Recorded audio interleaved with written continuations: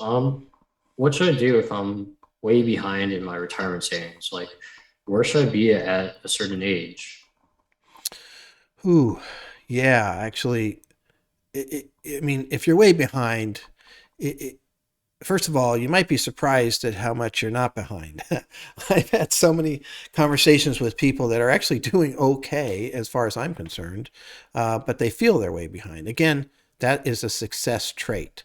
People that worry about not having enough money end up with a lot of money. And so there's a lot of people. So that's the first thing I would be looking at is like, well, are they really behind or not? And so let's say you really are, and have understand that so many people 50, 55 are way behind or younger. And they're able to still accomplish a pretty decent retirement because they're highly motivated. They're heading into that retirement. And so you can find ways, and saving for retirement becomes like one of the most important things that they're doing.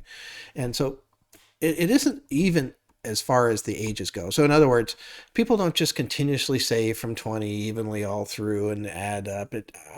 I've seen that. There are those people, they do really well, but boy, they're rare.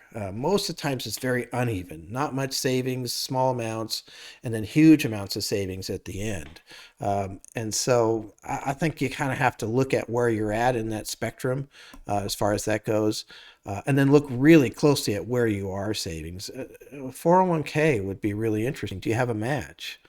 Are you fully realizing that match? So if they'll match up to 3% and you're putting in 1% of your salary, man, make sure you get the full match because that's 100%. The company's going to help you save there, right? They're going to double your savings up to a certain percentage. And some of these matches are getting really competitive, and they're very, very good matches. So, that would be one area to kind of look at for catch up. I know, Ethan, you kind of keep track of some of the, like where you should be at certain ages. What do you see out there? So, though these are rules of thumbs, I don't think they apply to everyone in every situation, but this is kind of just something that Fidelity threw out there Hmm. was that you should have one times your salary by 30, three times by 40, uh, six times by 50, Okay. eight times by 60, and 10 times by 67. Um, but depending on your situation, maybe I'm a low spender in retirement. I don't need to save 10 times my salary then if Right. I'm a low spender. Right. So they're rules of thumbs, but it's very hard to use these rules of thumb when it applies to people, I'd say. Yeah. So basically, a 67-year-old with $100,000 of income should have $1 million saved at that point in time under that rule of thumb. And yeah, it is. It's interesting. It does depend on kind of what you're going to do. Of course, we're planners, right?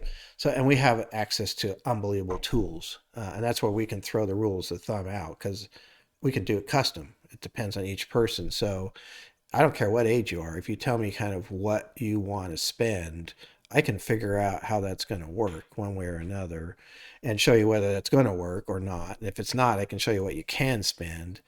And then you can look at that and say, okay, well, I can do that. I can make that work or not. Right. And then you make some adjustments to other aspects of your overall concept for retirement.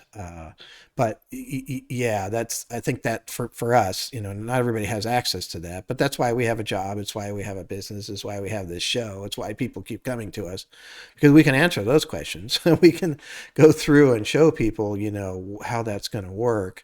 And if you're behind, we can show you how. We can show you how to catch up.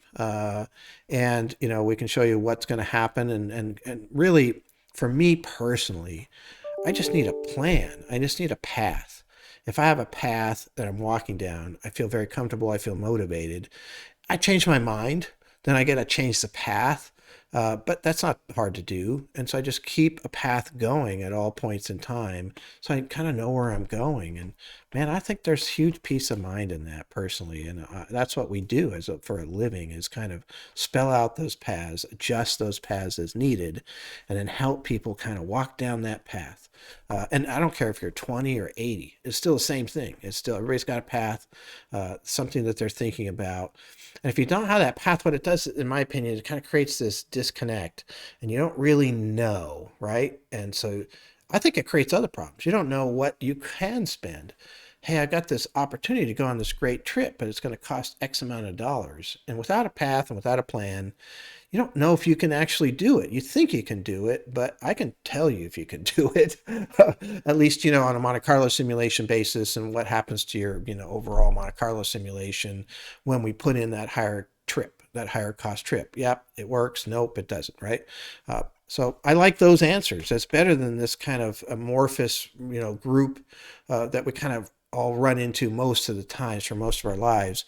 We can actually define the financial aspects of our retirement, and really just sitting down with somebody like us, every 6 months to have a strategy session.